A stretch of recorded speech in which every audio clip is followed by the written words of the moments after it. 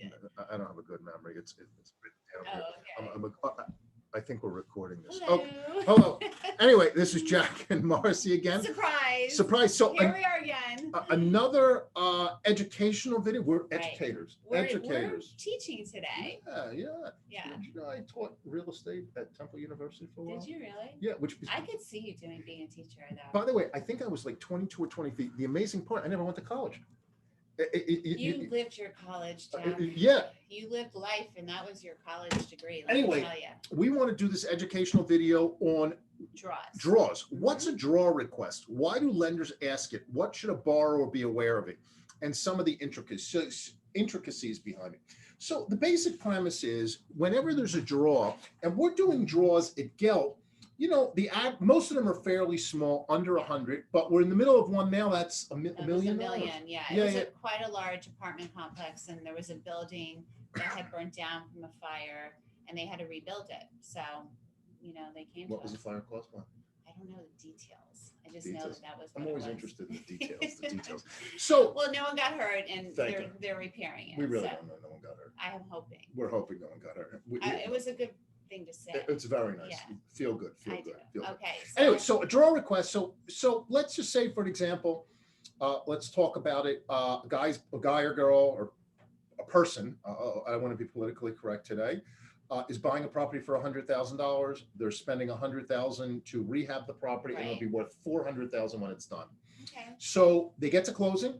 So what we do is we'll maybe prior to closing, we ask them for the contractor's estimate and a draw schedule, a proposed draw schedule, and it's always changes a little bit. And I caution everyone that whenever we do draws, I don't know if we're the unluckiest lender in the whole United States, but they're always more. So if you think the work is going to be 100,000 in 90 days, and then they can run short. Yeah, it's 150 and 6 months or a year. Yeah. Everything's always more, so you have to be prepared for it. So at closing, maybe we'll give the guy $15,000.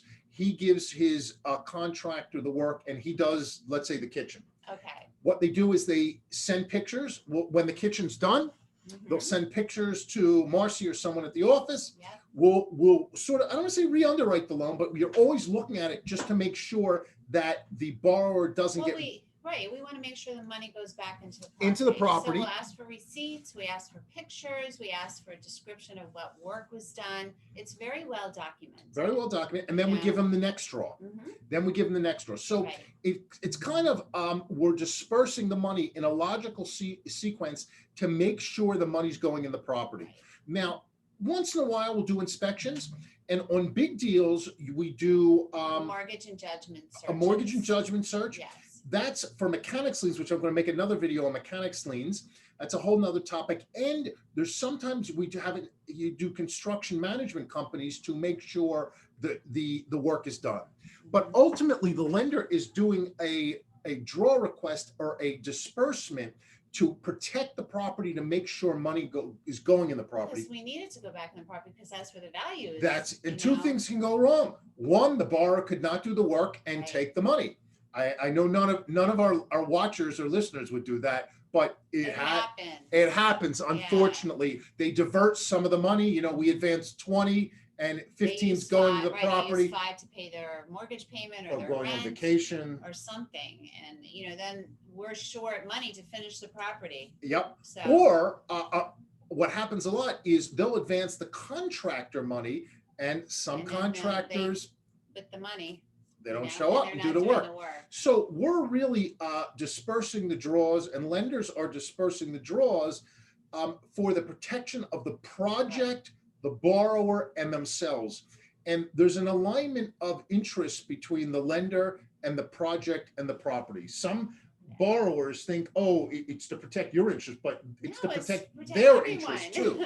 Everyone. Because the focus of all this whole situation that we're talking about is the property. And the property has to have the value after the rehab is done. And it has to be done. Yep. So that's why lenders do the draws to protect it. And again, that's how we do it. We do it. It works very quick. They get the money usually within a day. 24 hours. Yeah. You send it to me. We do everything internally, and it's ACH into the borrower's account by the next day. And I think most lenders work that way. Yeah. Sometimes if you get bigger deals, you need lien releases and lien waivers, but we'll make another video on that. But I think that we did a decent job on making on draw schedules. So now when someone asks us questions, understand how do we do it? Yeah. Anyway, check us out, like the YouTube, like the channel, hit the bell or the buzzer. If you need a loan, give us a call. Give us a call, 561-221-0900. Go to our website, 103. Go to our website, geltfinancial.com. If you have any comments, leave them. We'll answer them. Take care and have a wonderful day.